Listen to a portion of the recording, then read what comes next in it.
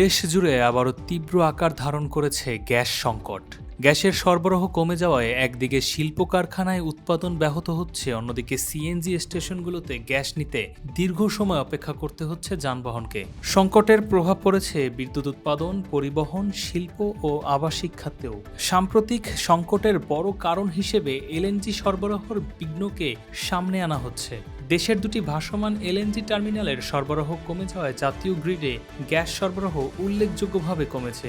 12 August দুটি terminal থেকে সম্মিলিত সরবরাহ প্রায় 410 মিলিয়ন ঘনফুটে নেমে আসে, যেখানে তাদের সম্মিলিত সক্ষমতা প্রায় 1100 মিলিয়ন ঘনফুট।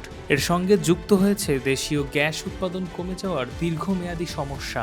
সাম্প্রতিক এক প্রতিবেদনে বলা হয়েছে, দেশে দৈনিক গ্যাসের চাহিদা প্রায় 3.8 বিলিয়ন ঘনফুট হলেও স্বাভাবিক সময়ে সরবরাহ থাকে প্রায় 2.7 বিলিয়ন ঘনফুট।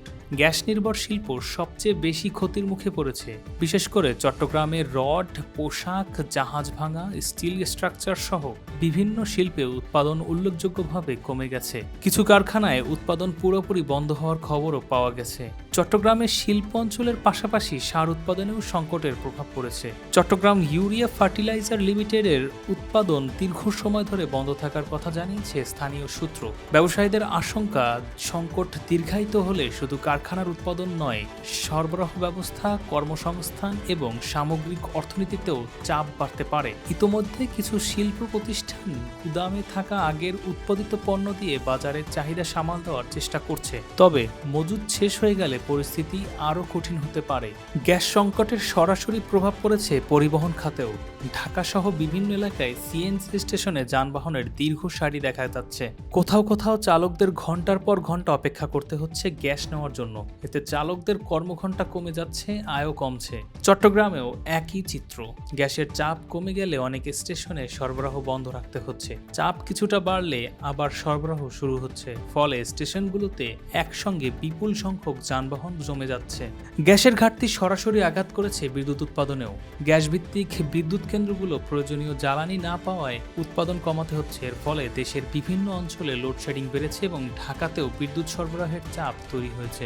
সাম্প্রতিক এক প্রতিবেদনে একদিনে 3465 মেগাওয়াট পর্যন্ত লোডশেডিং এর তথ্য উঠে এসেছে। চট্টগ্রামের সংকটের মাত্রা বিশেষভাবে বেশি। স্থানীয় গ্যাস বিতরণ সংস্থার তথ্য অনুযায়ী সেখানে দৈনিক গ্যাসের প্রয়োজন প্রায় 312 থেকে 350 মিলিয়ন ঘনফুট। এর বড় অংশ যায় শিল্প, সার ও বিদ্যুৎ খাতে। কিন্তু সরবরাহের ঘাটতির কারণে একই সময়ে শিল্প, বিদ্যুৎ, পরিবহন ও আবাসিক গ্রাহক সব খাতেই চাপ তৈরি হচ্ছে। রাজধানীর বিভিন্ন এলাকায় গ্যাসের চাপ কমে যাওয়ায় রান্নাবান্নায় সমস্যা হচ্ছে। অনেক পরিবার বিকল্প হিসেবে এলপিজি সিলিন্ডার বা অন্যান্য জ্বালানি ব্যবহার করতে বাধ্য হচ্ছে। এই মুহূর্তে সবচেয়ে বড় প্রশ্ন, কবে স্বাভাবিক হবে গ্যাস সরবরাহ?